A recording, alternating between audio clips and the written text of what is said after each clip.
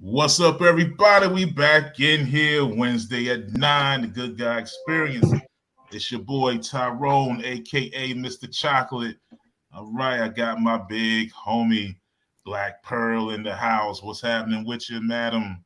Hello, hello, hello. And we got the doctor. I said the doctor's in the house. Dr. Royal Rain. What's going on? I'm good today. All right. We're glad. All right, so how's everybody's week been? Pretty good. My week has been in desperate need of copacetic vibes. Oh yeah, spreading vibes is what I do best. Absolutely. Right, you know, Black Pearl's your girl. I'm gonna make it happen. Okay, for sure. Well, all right, so tonight is special night. Okay, now we got a special guest in the house tonight. All right, so we got, we want to talk about a couple of topics, herbally related, right? Mm-hmm. All right, now we got my man Marley. Okay, so Marley, go ahead, explain yourself, who you are, what you got going on to the people out there. Okay. Appreciate y'all first and foremost for having me. My name is Marley. I'm the owner of Copacetic Vibes. It's a spiritual smoke shop. We specialize in smoking accessories, meditation tools, and cannabis products. Okay. So what inspires you to get into that? What inspires your journey into into being a spiritual? Well, what do you call it? Spiritual smoke shop. Yes, sir. So yeah, like even the way you worded like journey, I feel like this is really like kind of part of my journey, my development, my growth. This is probably one of the few things that's helped. I've been consistent the most ever in life. You know what I mean? I started, I'll say, my spiritual journey back in 2014, 15. I've always smoked cannabis. I'm a advocate for it.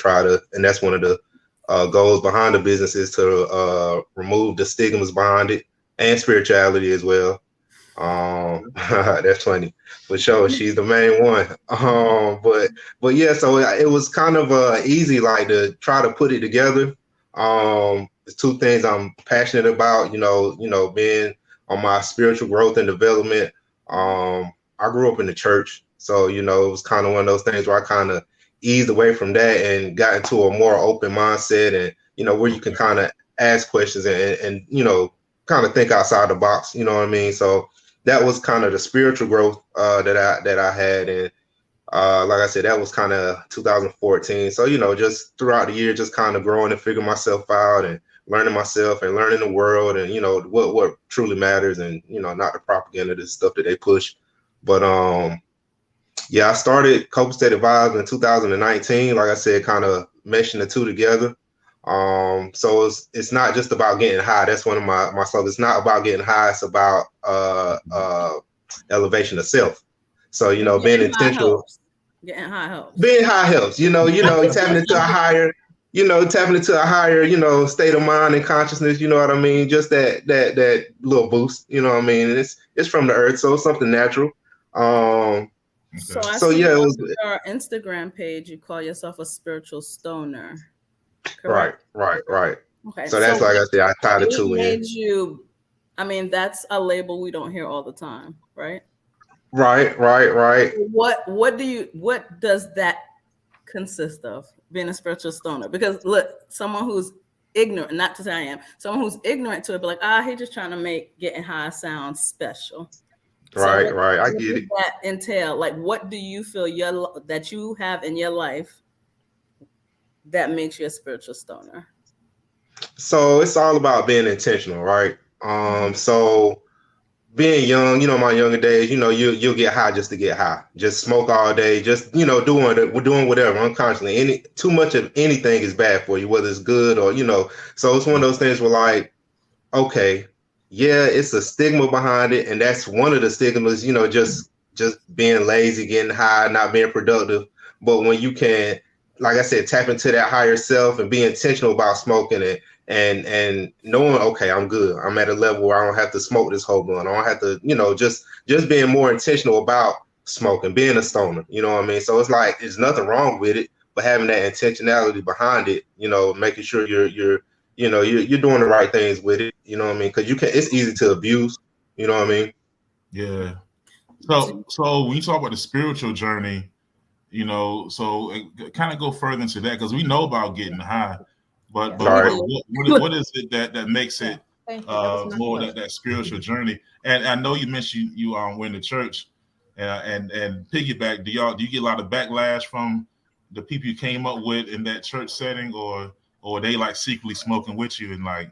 Why gotta be a secret?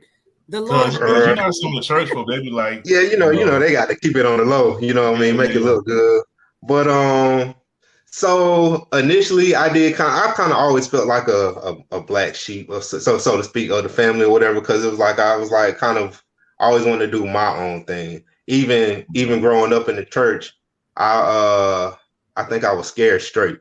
You know what I mean? Like as far as like being, heaven, hell, like I thought about dying and going to hell a lot. I feel like it was unhealthy the way I thought about it. You know what I mean? So it was like becoming older and realizing there's another way of thinking. It was like, you know what? I felt like that was stress at an early level that I didn't, putting myself through just, think about, man, am I doing the right thing? Or what if God don't, what I'm saying? Is this a sin? Or, just constantly kind of over analyzing being what a Christian is. So it's like, I definitely understand that guilt when you start to question we things all in that have been world. there. Yeah. And then it's like, oh, you're not supposed to question things. What are you doing? Exactly. Yeah. So it was more so one of those things where like, and then you learn about, indoctrination and propaganda. You like a lot of this stuff is kind of designed to keep us in mindsets like that, to be scared or to be obedient to and not question things overall, not just in religion. You know what I'm saying? So it was one of those things where I kind of thought for myself. And you know what's funny? Before I actually kind of switched over, I had read the book of Revelation. I kind of got back into church, right? I was, saying I'm gonna do this right. You know what I'm saying? So I started reading the Bible and all this and that. And I read I read Job, I read Psalms, I read it. So I tried to get the positive, Proverbs from it. So it was like okay, that was I got that message. And I was like, you know what? Let me read Revelations. And man, just reading Revelations, I was like, this sounds like a movie. This sounds like a movie. This is what they should have, instead of Passion of Christ, they should have did Revelation. This is a good ass action movie. Revelations, that's this like is an action movie right here. When I was a kid, I would read Revelations all the time. It was like so entertaining. So I was like, man, just kind of just side-eyeing it, like, what's going on here now? Come on. So they already telling us what's going to happen. So what, you know what I mean? Like they just know this is what's going to happen at the end, or like this is how it's going to play out. So it was like that. I think that was kind of like my first, like, you know what? I really need to question this, because it was like just so much. And then the more you do your research and kind of reprogram your mind from the stuff that we've been taught, it's like, okay, maybe I should be questioning stuff. You know what I mean? So it was like, it wasn't hard to do. As far as my family, my mom, she deals with me. She puts up with me. She loves. You know what I mean? She understands like I'm thinking different and kind of I'm living my life a certain way, but it's not in a negative light. I'm a great father. I take care of business. I go to work. I'm saying I do what I need to do. You know what I mean? So I feel like who are not good fathers. So kudos to you. Right. But it's nothing. Like I don't stigmas behind. Like I said, there's no. You probably look at me and be like, okay, he smoked. But as far as like really, once you get to learn somebody, okay, damn,